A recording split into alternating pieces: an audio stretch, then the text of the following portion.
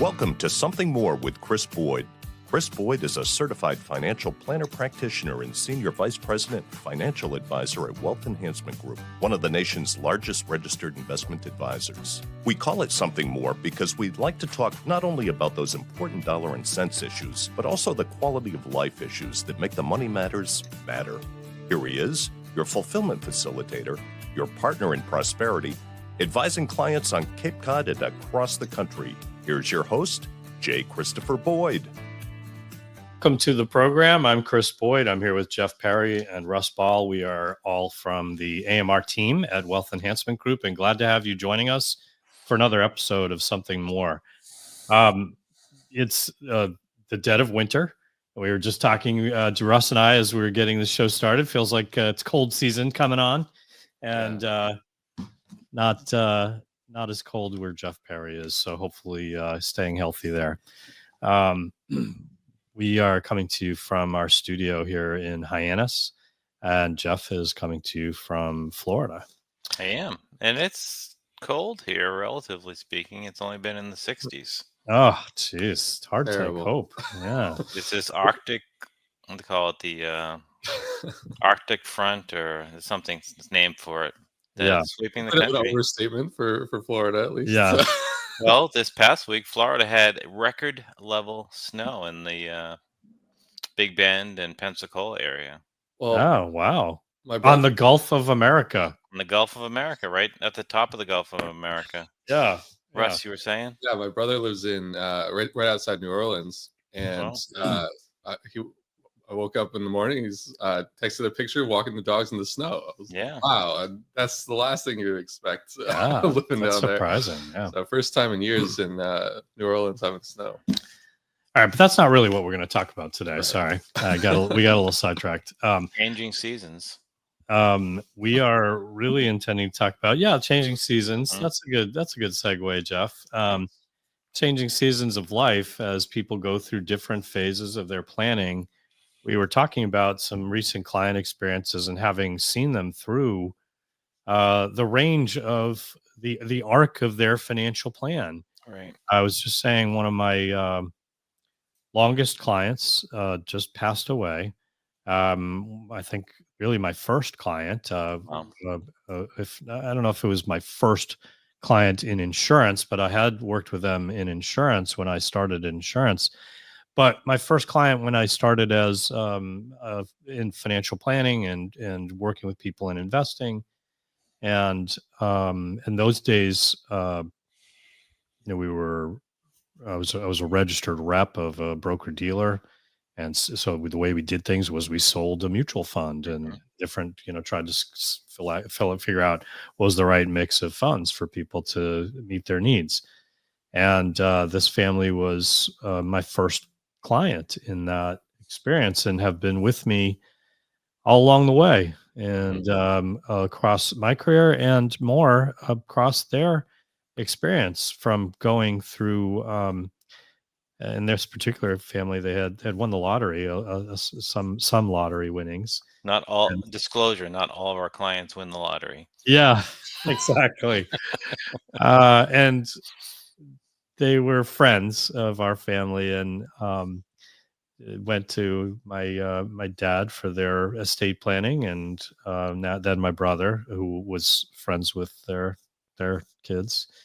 And in any case, it was a circumstance where they were planning for their future and starting on their path to retirement. As when you win that kind of money, you start thinking, what should we do? Was I don't want to get too much into detail, but were they clients? You said they won the lottery. Were they clients before they won the lottery? Not of mine. No. I think no. I think that was the catalyst that got them really started on saying, okay, given their new financial circumstances, how should they think about their planning? Well, that was a good decision. It got them really focused on their estate planning, their financial planning of, various types. So in those days, the estate tax threshold was much lower. So there was some concern about having liquidity for estate taxes. Right. So that involved an insurance component. There were things about, their cash flows and, income. And, they thought about spending time in Florida. And so they just started all the, the planning of, well, how shall they do this? What will be their priority, and keeping a kind of a cautious eye. They didn't, they wanted to have Smart. some risk and some performance, but they also want to be very careful with the money they had. Yes, which is not always the case when you hear No, about see people with the TV lotteries. Yeah. Go ahead, Jeff. Yeah. lottery winners who just fail at it, right? They just Mhm. usually they're so extravagant, or they're They super overdo, generous, thinking I'm rich. or they make bad investments. Yeah.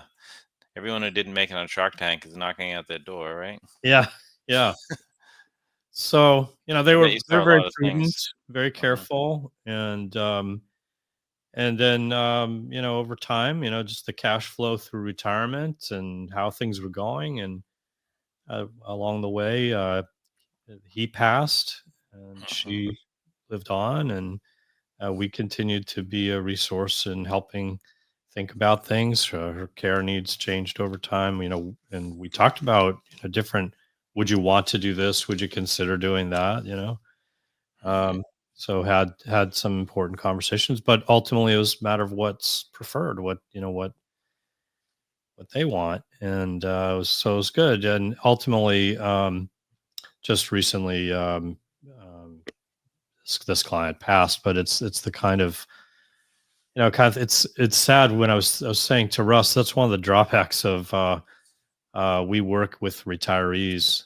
And we see them through the beginning to end. And it's we've had a lot of clients that over the years, and as a consequence, some have passed. And it's one of the parts of the business that's um personal. You have a connection with all these people, and you It's care hard about not to. It's hard not to, right? yeah, we care about their journey, Well, they and share so much with you. They share yeah, their fears, their hopes, their dreams. They share when good family things dynamic. happen, when Yeah. challenges happen. Yeah, So you do yeah. become closer They to went them. through a lot. I mean, different family members passed along the way. And Sure. anyway, you get you connected to that kind of thing. So in any case, uh, this brings me to an interesting article I came across that maybe we can deviate from the specifics of this, but it's kind of related to this topic. There was an article in the February Kiplinger. The article, the cover of the magazine talks about, just the very issues of retirement, getting the right advice in retirement. And, it has the graphic on the top where it's got all these street signs pointing in different directions for, withdrawal strategies, charitable giving, estate planning, long-term care, minimizing taxes, social security planning, generating income, creating a budget, all these things that, we do in our routine with the way how we think about working with clients and thinking through how can we help them in thinking about the issues they need to plan for as they go through their retirement journey. Chris, let me ask you kind of a foundational question based on that. When should people listening, some are brand new people to the show, maybe brand new to getting their finances in order, some are retired, some are wealthy, some are not. When should someone consider seeing a financial advisor?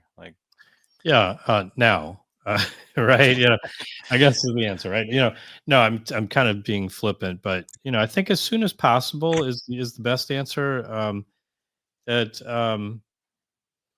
If you're starting out, um, you're better benefited by getting a little advice, a little counsel. Hmm. Jeff, I mean, we've had a number of clients that you've done a great job in kind of saying, getting them on the right path, thinking about how do they either reduce their debt load or Right. plan for their cash, like how much do I set aside? How much do I plan for savings and investment?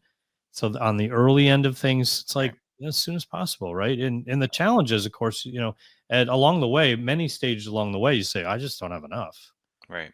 Sure. And that's going to be true for lots of people, no matter what stage of your journey. A lot of times people feel like, oh, I'm not sure I have enough to be thinking that way. And that's really why, maybe because you got to prioritize and think about what should or shouldn't I do, and the decisions about how to plan for where your money goes. And you can get stuck, right? I don't have enough, therefore I won't do anything. Yeah, and it can be emotionally draining. Let's Sure. face it, when you're upside down and in the things are going the wrong direction. And it's not as though it's always like an easy fix. I don't want to make light of things. On the other hand, though, sometimes fresh eyes can say, well, maybe you want to consider this.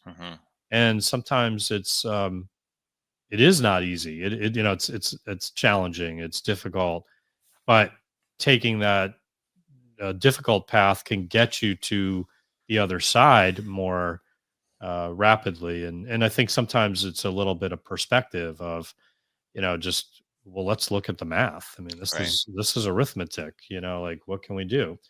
I don't have enough. Well, maybe we should think about a roommate, or, oh, maybe you want to think about a cheaper car, or, well, maybe we need to think about a different job, whatever it is on that early end, right? There's lots of, things to consider. It's not to say that it's easy, but there's ways to think about it, right?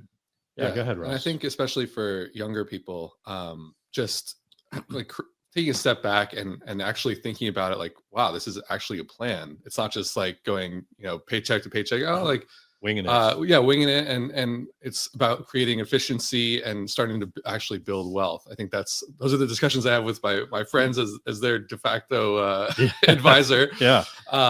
Is like, there are a lot of things that they just haven't really thought about. And when we look at a financial plan, we're looking at like your goals, your big picture goals. And sometimes that's the place to start, where not a lot of people are thinking about their goals in 5 years and 10 years and 30 years. So, and that can get people excited. Exactly. Right. When you're thinking about compounding, right?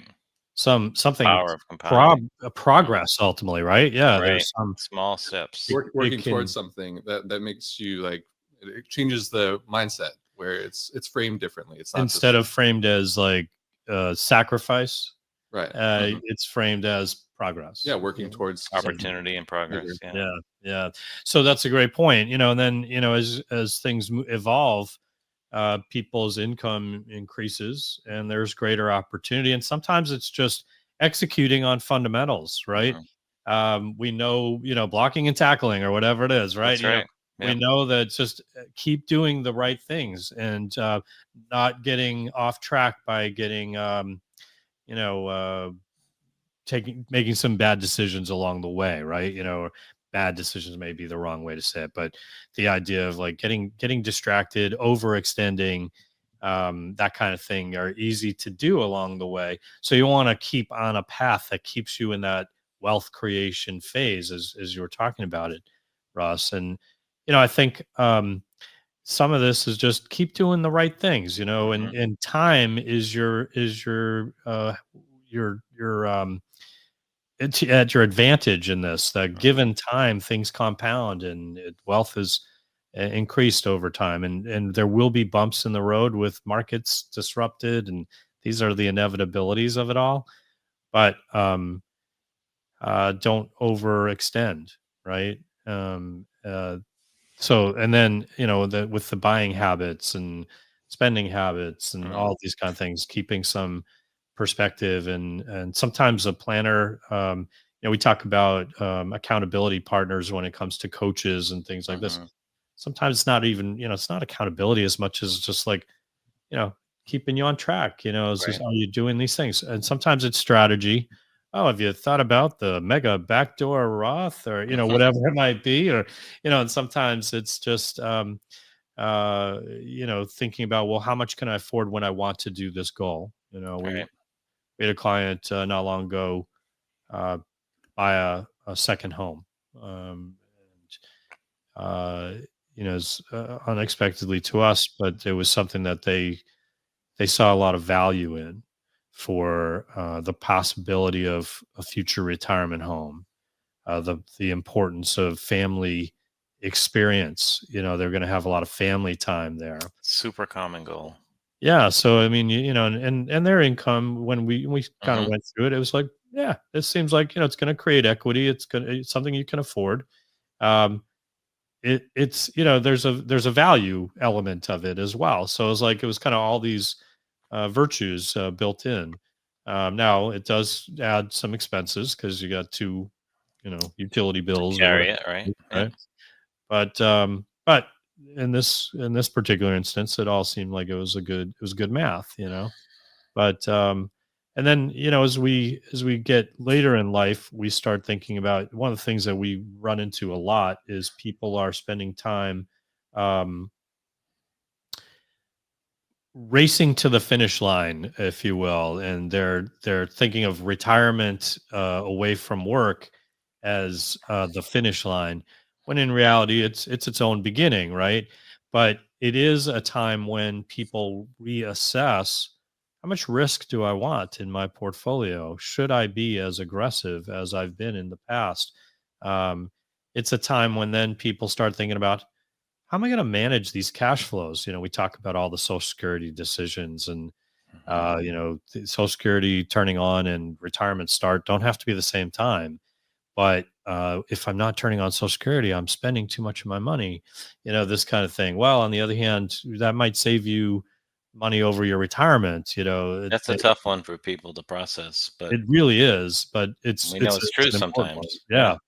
Yeah. We talk Same thing about. with pensions. Same idea with pensions if you have a pension option. Go ahead, continue with that thought. No, it's the same. Like people struggle about when to take Social Security, or they take it at the default sometimes is to take it as soon as possible. Right. Sometimes people have pensions that they can turn on right away for one benefit, or they can delay it until they reach a certain age, 65 maybe, if they're a government employee.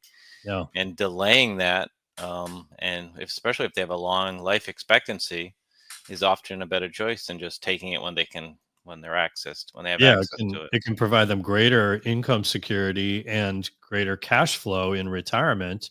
While if they're still able to work, let's say before that 65 in that scenario. Right. Or use their savings, which is really counterintuitive for folks. Yeah. Yeah. So in the end, these are the things that, part of the planning can help assess and evaluate which is the best way to do this. But there are other related things, when it comes to this. One is the cash flow, how am I withdrawal strategies, where do I take it from? What sequence? Yeah, which bucket, if you will, my retirement account, my Roth account, my taxable money, where do I draw from, when, when it comes to the portfolio design. So similarly, where should I put which kind of risk and so forth sometimes is and part of the equation. Tax efficiency too, like Roth conversions, that kind of thing. I think that's a big decision that needs to be made. And we seem to be talking about that a lot lately, don't we, Russ? Yeah. Especially with the thought that maybe the Tax Cut and Jobs Act may be extended, gives people more of a window perhaps to entertain that notion of, should I do some Roth conversion? We had an interesting conversation yesterday where, on the one hand, was it yesterday, maybe the day before, anyway, recently this week, where we were talking about, on the one hand, you have this very narrow window within your tax bracket that you could fill at when you stop working. But if you were to go into the next tax bracket, it probably makes sense because you're going to be pushed into that tax bracket anyway later on because of distribution requirements. And by filling that tax bracket, we were thinking you'd probably actually stay in that tax bracket and then get lower because you'd have much less income later on. That you're over the lifetime, you'd have less taxable income by doing some of this planning. And then the other variable we were thinking about is, well, if one of you passes before the other, Speaking of tax brackets, that's exactly it. That's exactly where we're going. The tax bracket is going to be harder to deal with. You'd be pushed perhaps even to even higher tax bracket for a single person, whereas this would keep you in lower tax bracket. So just when you started piling it all together, it's sort of like, okay, this really could make sense for you as a strategy in your circumstance. Again, it's circumstantial. Everyone's instances are a little different. So, but that was a good example of an instance where a little bit of tax strategy, a little planning, could really make a difference over time. And then when it comes to legacy, what their beneficiaries receive, it'll be materially better, because when you think about it, a Roth IRA, if you receive that, I have 10 years to take it out. Same kind of 10-year rule applies for that beneficiary, inherited IRA, whatever you want to call that. In this case, is a Roth. If it's an IRA, it's a traditional IRA, I've got 10 years to take it out. I've probably will have annual distribution requirements along the way. And by the 10th year, I've got to get it all out. That could be a big tax if I don't. Either way, I'm looking at probably, more taxable headaches where for the Roth, I can keep it in that Roth all till the end of the 10 years. And then take it out, and there's no tax consequence for the beneficiaries. So, no one's going to complain whether they get a traditional or a Roth. They're going to be thrilled to get that inheritance. But if they could pick one, but yeah, if you had the choice. Right. So in any case, that's one of those things. Tax planning is another element of this that we find we're talking more and more about. Capital gains as something people are more and more focused on. We're talking about, harvesting capital losses along the way and trying to come up with strategies that can help people to navigate some highly appreciated assets without, having a massive tax day, which nobody wants to have that long legacy position suddenly have a huge tax. Sometimes there's some strategies we can look to try to navigate that a little bit. So we've been talking about that too. It's such a strong sentiment for some people that they will not sell something that should be sold. Yeah. Because they don't want to pay the tax. Yes. Yes. That's one thing that is surprising to me. Too much risk in the process. Right. Oftentimes. For whatever reason, it should be sold. Yeah. Either it's, it's too much of your portfolio, or the outlook for the company isn't good.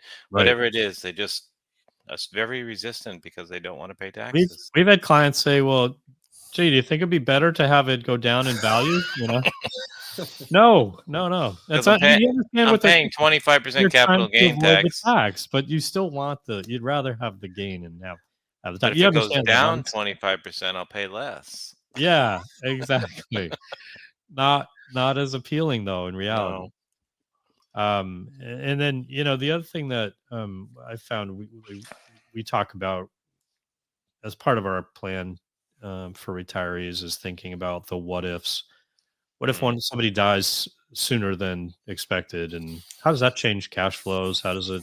Obviously, it has some impact on, the heartbreak of it all, but the cash flows can be affected. We lost some Social Security, we lost a pension. Exactly, right. And then there's also the some expenses change. Maybe we need to hire someone to do some of the things that spouse did. Maybe it changes where we want to live. Yeah, the expenses don't get cut in half. No. Yeah, that's right. We were talking about that recently, but there may be some reduction, but it's not. There's other increases, right? And then you still own the house. You still have property tax, insurance, utilities. Those aren't going to change really all that much. You're still going to have those expenses that, maybe you have one car instead of two. Okay, that changes a little bit, that kind of thing. But and there's the whole issue, like, where would you want to live? Would you stay here? Would you live closer to other, family members? Would it, what dynamics? Right. Would there be the ability to live independently as someone ages or whatever? Sure. And long-term care becomes one of those conversations. What if, what if, right? That's the big what if, though, really. It can be really obviously the big what if, but yeah, it's the one that can really interfere with someone's perceived plan with what they're going with their cash. And then what's the impact on the survivor, right? Right. So, we run into people who um, have absolutely no idea whether they will or won't have a long-term care event. And we run into other times when it's kind of clear there is going to be one. And so how are we going to deal with that? Let's do some planning. Well, we do run into clients that say, we're not going to have this event. Yeah. We're going to take care of each other at home. That's our plan. And they're firm about it. That's true. That happens. And as much as they believe that, Right. and we hope that's the case, it's not always going to be the case. So, usually in that case, I'll say, well, assuming if you're at home, if you had need for full-time care, those costs are going to be similar to being in a nursing home. Sometimes more, but you can kind of still do that thought exercise about the costs. Yeah, the full-time care, wherever it might be. Right. But that needs some thought and some consideration. And then, I think we talk about estate planning a little bit, legacy considerations, charitable, intentions. How do you want to be remembered, right? Yeah, I think about that a lot, and I think it's one of these things where you think, well, will anyone have noticed if I'm gone? That I was here. Will the world have been improved in any way? But for my role in it, and I think that's important to some people to think about. What's my legacy? And that sometimes that's about family. Sometimes that's about charitable intentions. It really differs from person to person. What is their priority about? For sure. When it comes to your financial plan, and we see this experience from all angles, from early origins to end of life. And it's challenging. It's not easy for people at any stage along the way sometimes to really navigate this on their own, and having a helping hand along the way, someone who's been through it with some experience, can be a real resource. Sometimes it's an opportunity to challenge your perspectives. We tend to make assumptions a lot of times. We get kind of caught in our own bubble, what we see and think about. And sometimes it can really add value to have a second set of eyes. And what don't you know, right? That old question of, what don't I know about this subject, right? If you're in your own cocoon and you think everything's been fine, everything could be fine, but what don't you know? Donald Rumsfeld, right? The known unknowns and the unknown unknowns, or exactly something like that, right? In every part, we do same things applies to law and medicine and all those things. Yeah. So if we can be a resource, that's why we're here. Let us be a resource to you, and we're happy to be able to help if we can. We offer a complimentary consultation. It's available to you just by asking. Reach out to us either by phone or by email. We'll give you that information as we wrap up the show. Until next time, everybody, keep striving for something more. Thank you for listening to Something More with Chris Boyd.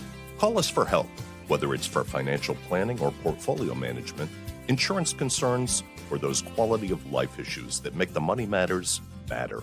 Whatever's on your mind, visit us at somethingmorewithchrisboyd.com or call us toll free at 866-771-8901.